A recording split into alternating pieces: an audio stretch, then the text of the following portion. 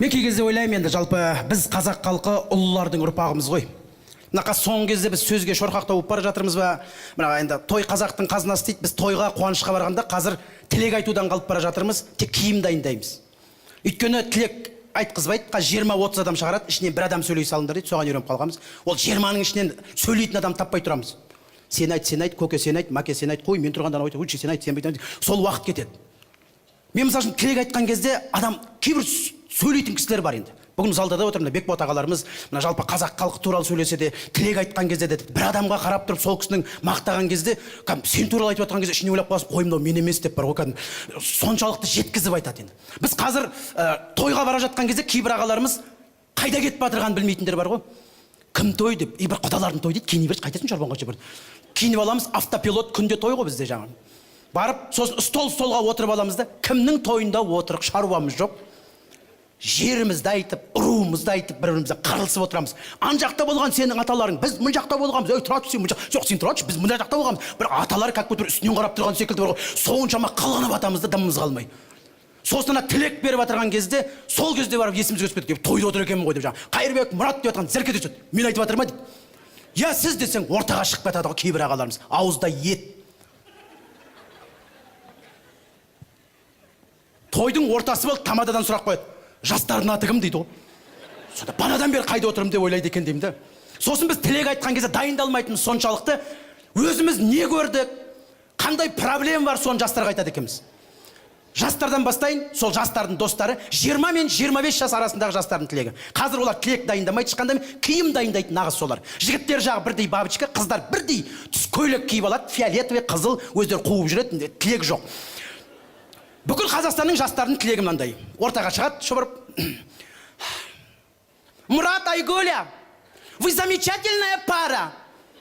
Мұрат, береги нашу Айгүл дейді. Бірақ Айгүл ана жерде кісенде тұрған секілді бар ғой. Айгуля, мы с тобой дейді. Қайда с тобой, ол кетіп бара жатыр уже. Кейбір құрбылар бар, подружкалар жылайды тойға келіп. Айгуля, бір жаңа естіп атырған секілді, соғыздың күйеуге кетіп атырған бар ғой. Жоқ, бір ай бұрын естідің ғой, үйінен жылап келсеш деймді. Өзі әзер тұрған қызды одан сайын көңіл күйін түсірмей. Сосын жастардың білетін бір-ақ мақалы бар, бәрін айтатын. Сендерге қос аққудың махаббатын тілеймін дейді. Адамға құстың махаббатын тілеп не көрінді деймді. Олар да соған рахмет деп тұрады, мәз болып тұрамыз. Құстың махаббатын тілеп жатырық қой бір-бірімізге. Сосын ең соңында барлығы барам. Поздравляем, құттықтаймыз. Бұл қазіргі таңдағы қазақтың жастарының 20 мен 25 жас арасындағы жастардың тілектері осы. 25 пен 35 үйленгендер, кішкене опыты бар, чуть-чуть қарын шыққандар, олар былай бастайды. Мұрат, Айгүл, терпение. Ұрыспаңдар, семья болғас, ыдыс-аяқ шылдырламай тұрмайды дейді енді. Пластмассовый сатып алыңдар деп қуып тұратындар бар жаңа. Соны өзінде әйелімен ұрысып тұрады ғой, тұратшы айтасың ғой, не болды? Сіздерге айтарым, біреуің ұрысқанда, біреуің үндемей қалыңдар дейді. Осы сөздің мағынасын түсінем екен деймін да. Біз қазақты қайдан көрдім, біреуі ұрысып атырғанда екінші үндемей тұрған. Мен көрген емес, біреу ұрысып атырғанда екінші тыңдап тұрған. Айтып ал, қал, мен кезегім келеді ғой деп. Бізде біреу шабуыл жасаса, екінші сразу қарсы шабуыл жасаймыз ғой. Сол, ұрыспасаңдар бәрі жақсы болады, сіздерге тілерім денсаулық. Давайте дейді. Бұл 25, 35. 35 пен 45 жас арасындағы тілек мынандай болып келеді, көбіне ағаларымыз айтады. Ал айналайын келінжан Айгүл, мына Мұрат түнде кешіп келіп жатса сен ренжіме. Біз еркектер жай жүрмейміз, семьяны асырап жүреміз. Сонда ғана әйеліне айтып жатырғанда намекпен қаңғып жүрген жоқпын деп жаңа.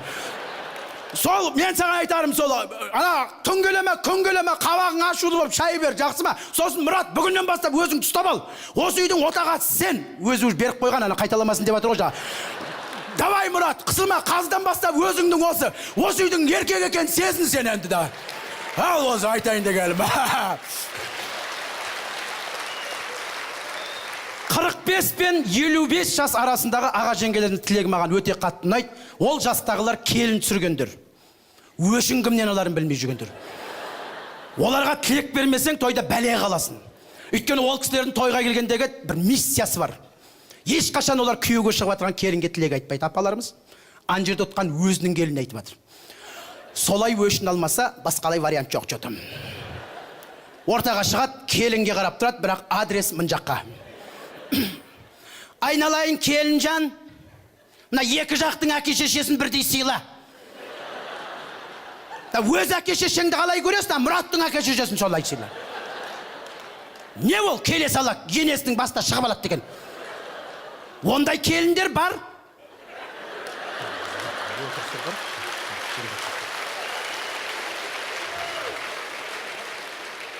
Қара су берсең де қабағыңды ашып берейін алайын.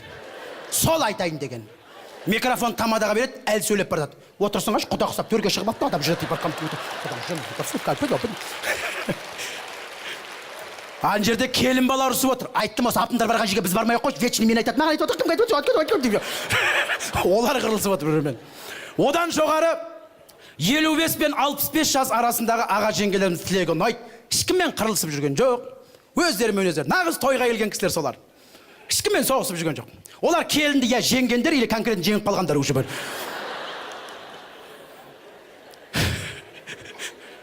Олар тойға шығып бейт бастайды, ан жерде келін баласы отырады, апаларым жаңа. Айгөлек, сендер сөйлемейсіздер ме? Бізбен бірге шықпайсыңдар ма? Сосын сөйлейсіңдер ме? Сосын сөйлейсің. Келін баланы қоспадыңдар ма бізбен? Сосын сөйлейміз дейді. Сосын сөйлейміз, жастармен сөйлейміз. Бізбен айтып қалмайды. Осы олар сөйлейді. Айгөлек,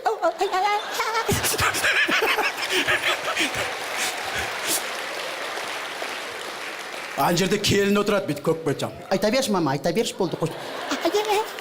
Бірінші байлық денсаулық дейді, уже айтатын сөз жоқ басқа енді. Сол жаста өз денсаулық кетеді ойын бамай. Сол денсаулықтарың мықты болсын, ал одан жоғары 75, 85, 95 ол жастағы ата әжелерімізге келінмен ұрыс, денсаулық, махаббат, аққу ештеңе қызықтырмайды. Оны біреу уже қайтып келмейтін біледі уже. Ол кісілердің өзінің бір тілегі бар, бөлек әлемде. Ортаға шығады.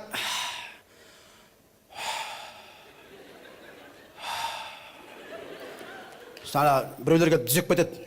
Жастар мін жақта қойды. Ол құттықтайын деп тұрған жоқ, ол кісілер өзін бөлекті. Бірінші Алла. Ан жаққа дайындалып жүргендер ғой жаңа. Біз өз пенсияға шыққаннан кейін дайындаламыз ғой. Еліміз тыныш, соғыс болмасын, патшамыз аман болсын дейді. Мен ол кісілерге күліп тұрған жоқ.